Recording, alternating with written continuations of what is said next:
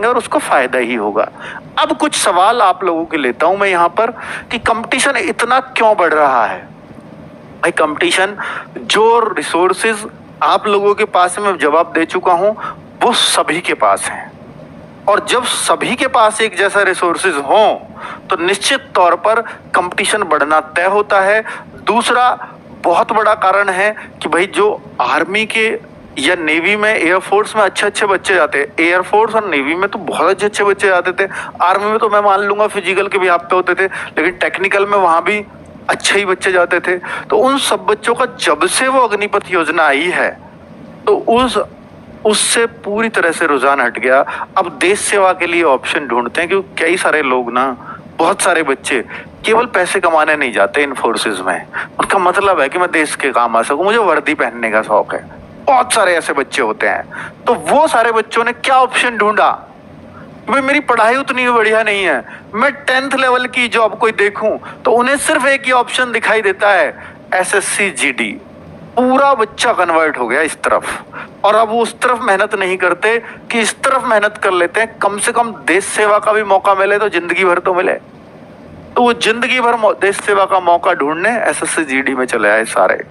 और तीसरी सबसे बड़ी बात कि भैया SSC ना लगातार क्या कर रही है, लगातार अपना लेवल गिराती जा रही है। पिछले 3-4 साल से देख लो, उससे पहले ऐसा नहीं होता था। लगातार अपना लेवल गिरा रही है। और जब क्वेश्चंस का लेवल गिरेगा, बच्चों का क्या हो रहा है, उसे ऑनलाइन एजुकेशन के थ्रू बेस्ट एजुकेशनल प्लेटफॉर्म मिल रहे हैं, बहुत अच्छा उसका लेवल घर बैठे बढ़ रहा है। हर चीज का मॉक टेस्ट, हर सुविधा उसको मिल रही है लगभग ना के बराबर कीमत में, जो पहले बहुत महंगी एजुकेशन हुआ करती थी। तो भाई तो हर बच्चे को एक बराबर का मौका मिल रहा है। तो कंपटीशन तो निश्चित तौर पे बढ़ेगा। और उसमें आप क्या करो, पेपर का लेवल कम कर दो, तो फिर तो बच्चे अच्छा स्कोर करेंगे ही ना, फिर आप रोक नहीं सकते उनको। और पेपर का लेवल गिर रहा है, आप इसको मानो या मत मानो, अगर पेपर का लेवल और गिरा तो इस बात में कोई अचरज नहीं है कि अगली बार 160 में से 150 पे कट ऑफ देखनी पड़े यूपी जैसे स्टेट की। अगर और गिरता है तो जनरल की कट ऑफ ये देखनी पड़ेगी, और वो भी सिर्फ फिजिकल की।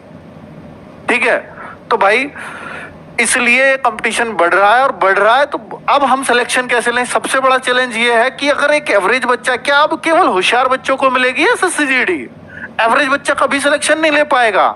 100% ले सकता है, पर क्या लगेगा कि 6 मंथ का कम से कम डेडिकेशन लगेगा।